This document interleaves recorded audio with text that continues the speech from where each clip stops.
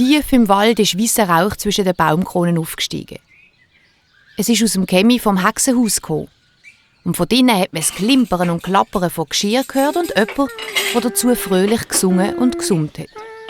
Sie war die Hexe Merilu. Sie war heute bester Stimmung. Sie hat in ihrer Küche umgetanzt und dabei ein Brettchen mit dem Zmorgengeschirr drauf auf ihrem Finger balanciert. Das Tässchen ist runtergefallen, die Gomfi ist ausgeleert und hat runtergetropft und das Bichermüsli war über dem ganzen Boden verstreut. Aber das hat Hexe Merilu nur noch fröhlicher gestimmt, denn sie hat es gern gehabt, wenn in ihrer Wohnung alles drunter und drüber gegangen ist.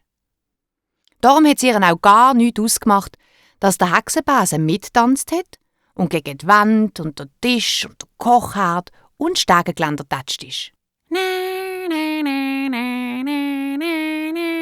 Du sollst dich auch freuen, hat Merilu gesungen und hat ihrem Kater eine Schale mit Milch eingefüllt.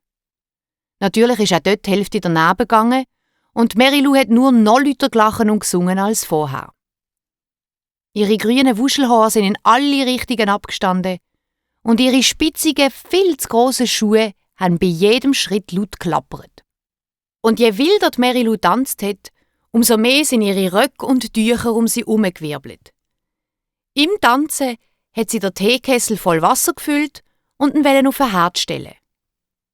Doch leider hat Merilu mehr auf den Teekessel geachtet als auf das eigenartige Lied, das sie dazu gesungen hat.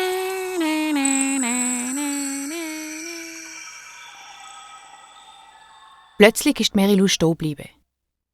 Sie hat nämlich gehört, dass eine Teetasse geklirrt hat. Aber nicht etwa die vorher am Boden gefallen ist, oder die, sie selber jetzt in der Hand hat. Der Lärm ist von weiter hinten gekommen, vom Tisch. Auch der alte Kater hat es gehört. Er hat seine Milch stehen, hat einen Katzenbuckel gemacht und hat sich unter dem Tisch versteckt. Auch der Hexenbesen ist gerade hinter einem Kasten. Und dann ist die Tür vom Hexenhäuschen mit einem Schlag aufgegangen. Merilu hat sich dagegen gestemmt und hat probiert, sie wieder zuzumachen. Aber es war schon zu spät. Und Merilu hat gewusst, mit dem eigenartigen Lied, das sie vorher gedankenlos gesungen hat sie einen Zauberspruch ausgesprochen. Und zwar einen Zauberspruch, wo man Gäste, die man eigentlich gar nicht haben will, anlockt.